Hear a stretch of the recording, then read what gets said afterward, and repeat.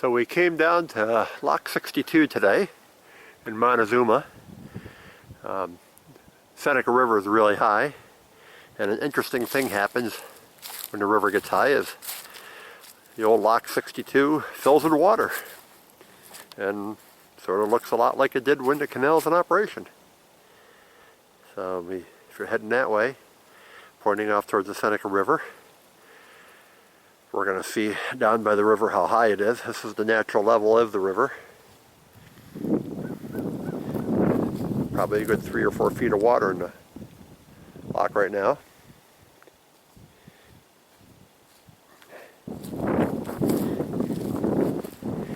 We've been here before, taken a tour, walked down in here and looked at the gate pockets, and you can see the stonework and everything. Normally in the summertime you can walk right through here. The town park here, the volunteers have got some nice trails cut in around, so you can normally walk right through here, but as you can see, there's got to be, like I say, a good 3 to 4 feet of water in here right now. And this is what would have been here in the canal days. Over on the other side, if we could get over there and see that the river is back up to its natural, sort of like, say, 1850s level.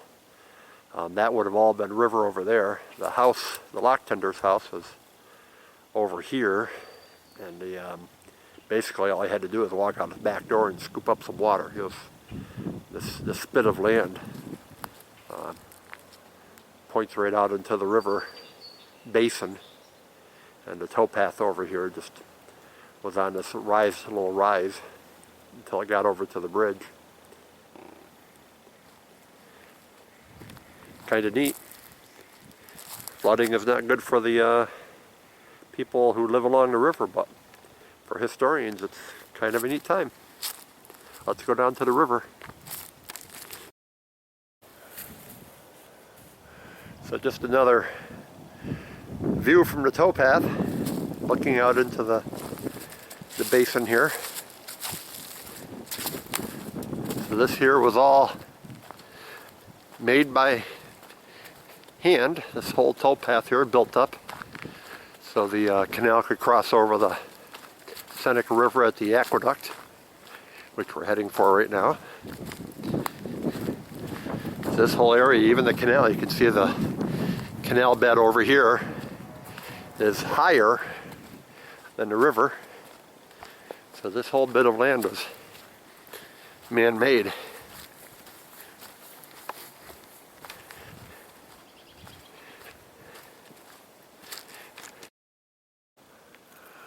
So now we're standing in the little turnaround here area that the park volunteers have created so they can get their carts and machines turned around on the towpath. And again, wherever you see trees, that's where you can walk during the summertime. The Riverside Trail that heads up toward 31. And we're going to start heading down here.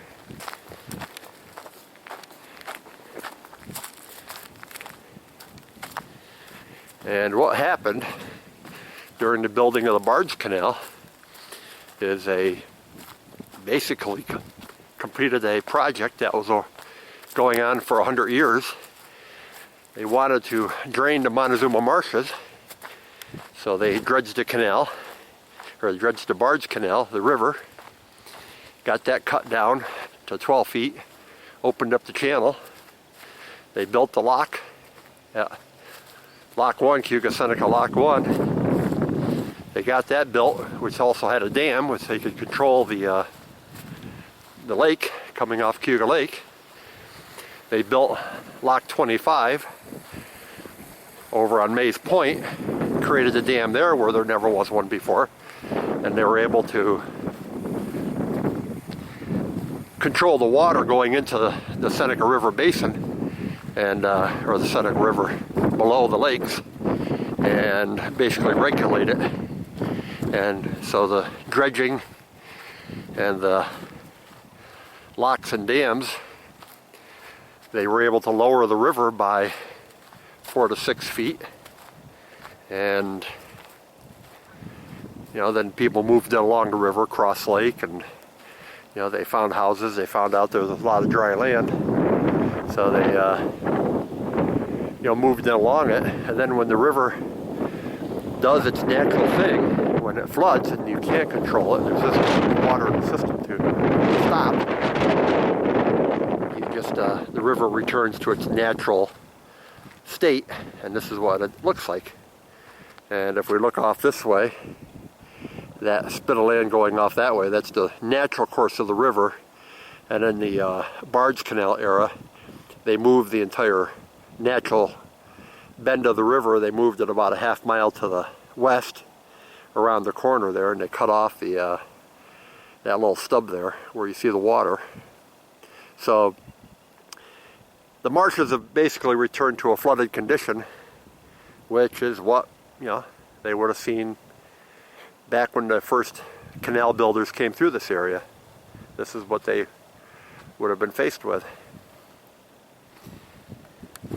And people say, well, how do you know all this? And we took measurements using the aqueduct here. I think it was 1853 or 1852 or one, the engineers went along and took measurements of the lake, and they took measurements off the aqueduct structures here, and they basically, you can still measure from the top here. You measure down to the river surface, and you can come back up to find out what the levels were. Or there's a much simpler way, which we'll show you here in a second. Okay, so we've walked around to the bottom of the aqueduct here. If you're down here in the summer, you can walk right underneath the arches. And I'm trying to get this without the sun shining on it.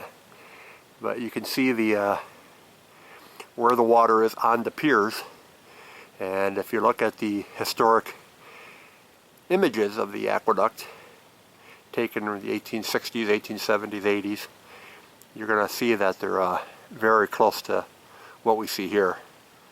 And just that tells us that this is the natural state of the river. And how successful they were when they did the dredging and were able to drain the swamps, or the Cayuga marshes, during the building of the Barge Canal, something they started in 1825, trying to turn the marshes into productive farmland, increasing the value of it so they could farm it and tax it and make more money for the state and for the canal. They fought it for years and years and years. It's a multi-layered effort. But the story, this is really the place you can see that has the artifacts left over from the 1850s and that period, where you can actually see, compare the river levels. So it's a really neat place to come. We're going to have to take a long way around to get to the other side, but it might be worth the effort to walk down and around it and get a picture from the other side. So it's even though it's a little muddy down here, it's definitely worth the effort to come down and see it. Keep these images in your head as you're walking down here during the summertime, and you can walk right on in this trail and walk down and see the piers from the towpath bridge. They're down in there.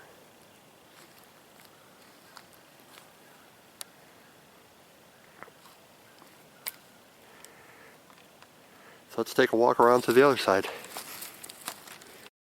Much bigger than the arches? So just one more look from the top of the stone wall here, looking out before we head off.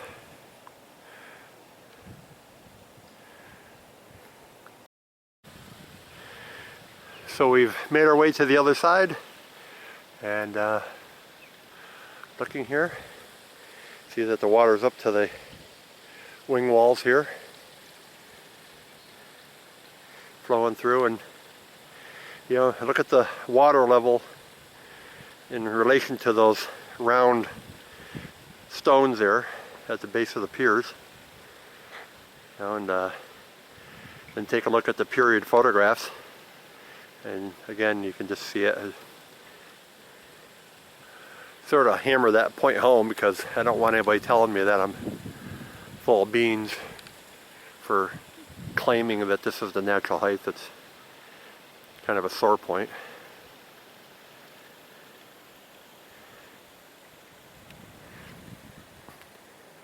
But of course, when this flooded all the time or was in a constant state of water, this probably would have all been marsh grass and cattails.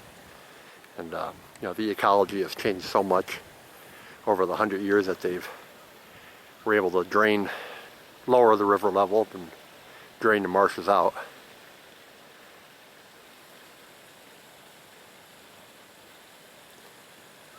It's also a good time to survey the arches here when you're standing on this side and just see if there's any more twisting or settling happening. We lost the last arch there about 10 years ago, and you know, just a matter of time before the next one goes, just like over the Schoharie crossing. But they look pretty good. It's a good time just to survey that and document it. So that's it. Seneca River flooding, 2017, April. And the natural elevation of the Seneca River.